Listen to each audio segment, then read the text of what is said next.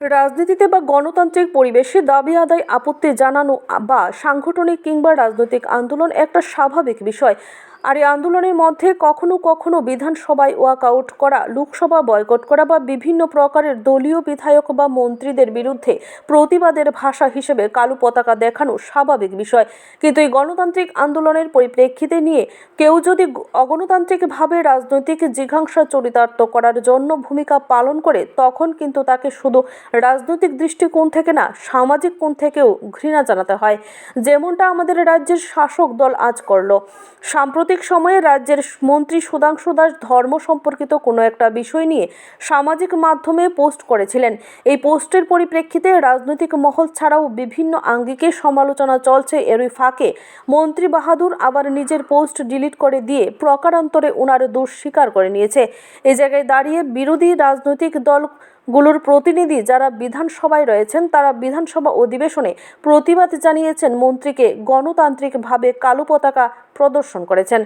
এবার এই ঘটনার পরিপ্রেক্ষিতে বিজেপি দলের একদল অতি উৎসাহী কর্মী সমর্থক যারা করলেন, তাকে নিন্দা জানাচ্ছে রাজ্যের গণতান্ত্রিক চেতনায় সমৃদ্ধ একটা অংশ। এনারা রীতিমতো গণতন্ত্রকে পদদলিত করতে গিয়ে বিরোধী দলনেতার বাড়ির সামনে জড়ো হয়ে স্লোগান প্রদর্শন করার পাশাপাশি রীতিমতো পেছনে ধাওয়া করতে দেখা গেছে। এই ঘটনার পরিপ্রেক্ষিতে প্রশ্ন উঠতে শুরু হয়েছে, আসলে বিজেপি দলের কর্মী সমর্থকরা কী করতে চাইছেন, যেখানে গোটা বিষয় নিয়ে বিজেপি দলের শীর্ষ মহল থেকে কোনো প্রতিক্রিয়াই নাই, কোনো সাংবাদিক সম্মেলন নেই, কোনো ঘোষণা নেই, মুখপত্ররা চুপ।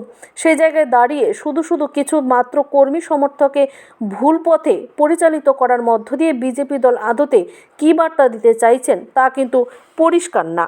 এর পাশাপাশি একজন বিরোধী দলনেতা যিনি সাংবিধানিকভাবে শীর্ষ পদে আসেন, ওনার প্রতি যখন এই প্রকারের অভিজ্ঞ আচরণগুলো সামাজিক মাধ্যম ছড়িয়ে পড়ে, তখন কিন্তু রাজনৈতিক দলমত নির্বিশেষে চেতনা সম্পন্ন মানুষরা প্রতিবাদ জানাতে বাধ্য, যেমনটা প্রতিবাদ জানানো চলছে। অনেকে আবার বলছেন, বর্তমান সময়ে বিজেপির শেষের শুরু হয়ে গেছে, তার জন্যই যখন যা করতে যাচ্ছে তার বিরুদ্ধেই সমালোচনার বাণে বৃদ্ধ হচ্ছে গোটা দল। এভাবে বিরোধী দলনেতাকে ধাওয়া করার পরিপ্রেক্ষিতে নিয়ে বিজেপি দলের শীর্ষ মহল কিছু বলে কিনা সময় বলবে। তবে এই বিষয়ের মধ্য দিয়ে বিজেপি দলের কর্মী সমর্থকদের একাংশ যে নিচু মানসিকতার পরিচয় দিয়েছে তা কিন্তু বলা যেতেই পারে।